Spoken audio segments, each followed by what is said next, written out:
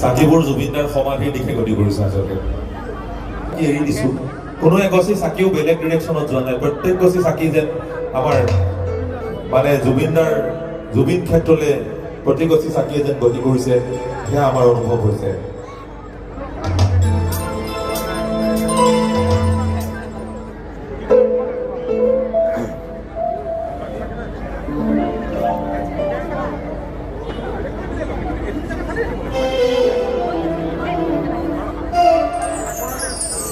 মন্ত্ৰী একেলগে প্ৰজ্বলন কৰিম যেনেকৈ 53টা লাইট